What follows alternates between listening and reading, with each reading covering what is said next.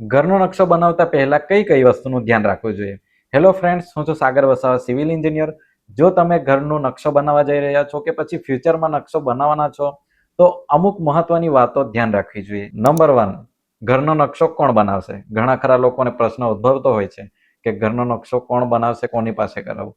તો ઘરનો નકશો તમારો એક પ્રોફેશનલ આર્કિટેક્ટ અથવા તો સિવિલ એન્જિનિયર બનાવશે. તમે એમના પાસે બનાવડાવી શકો છો. અધર વ્યક્તિને તમારે અવોઇડ કરવો જોઈએ. જ્યારે પણ તમે પ્લાનિંગ કરો તો પ્રોફેશનલ આર્કિટેક્ટ યા તો એક સિવિલ એન્જિનિયરને તમે હાયર કરી શકો છો, કેમ કે એમના પાસે પ્રોપર નોલેજ હોય છે. નંબર 2, પ્લાનિંગ કોના પાસેથી કરાવવું? જ્યારે પણ તમે ઘરનું પ્લાનિંગ કે નકશો લો તો તમારે એકવાર એમના કરેલા પ્રોજેક્ટો યા તો પ્લાનિંગો તમારે એકવાર જરૂર જોવા જોઈએ, ક્યાં તો એમનું રિવ્યુ જરૂર લેવું જોઈએ. એક્ઝામ્પલ તરીકે જો તમારા ઘરની બાજુમાં કે પછી તમારા એરિયામાં કોઈકનું ઘર હોય તો એ પ્લાનિંગ ક્યાં તો એમનું વર્ક જે પણ પ્રોજેક્ટ છે એ જોઈને પછી તમારે એન્જિનિયર કે આર્કિટેક્ટને હાયર કરવા જોઈએ. એક્ઝામ્પલ તરીકે એક ફોન છે, તમે ફોનની જ્યારે પણ ખરીદી કરો છો એ ફોનના તમે ફીચર્સ જુઓ છો, એ ફોનનું રેટ શું છે, એની અંદર શું ફેસિલિટી છે.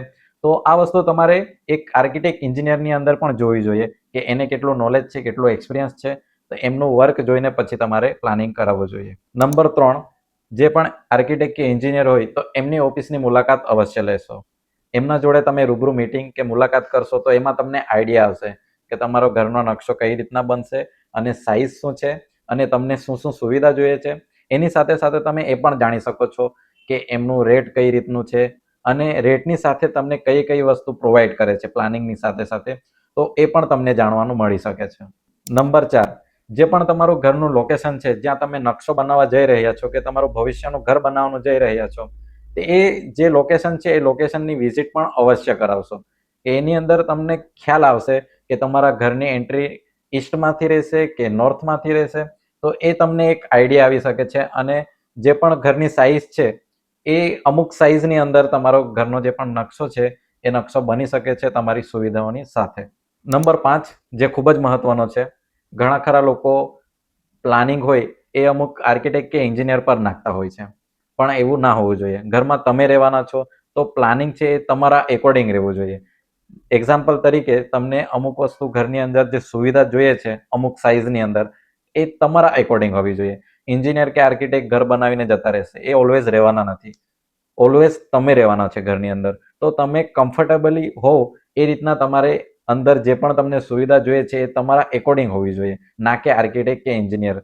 હા, અમુક વસ્તુ છે એ તમે એમના સજેશન પ્રમાણે કરી શકો છો, પણ જે અમુક વસ્તુ છે, હોલ છે, કિચન છે કે પછી અમુક જે વસ્તુ છે યુટિલિટી, વર્ક એરિયા, એ બધું જો તમને જોઈતું હોય અંદર સુવિધા, એ તમારા હિસાબે બધું સેટ કરાવી શકો છો. ઘણીવાર તમે એન્જિનિયર કે આર્કિટેક્ટ પર છોડો તો એ આર્કિટેક્ટ એન્જિનિયર તમને વધારે સુવિધા મળે કે પછી તમને એક ઓપનલી સ્પેસ ઘર મળે ટ્રેન્ડિંગ પ્રમાણે, તો એના પ્રમાણે સાઈઝ પણ વધારીને આપતા હોય છે અને ઘણીવાર એટલું બજેટ ક્લાયન્ટનું હોતું પણ નથી.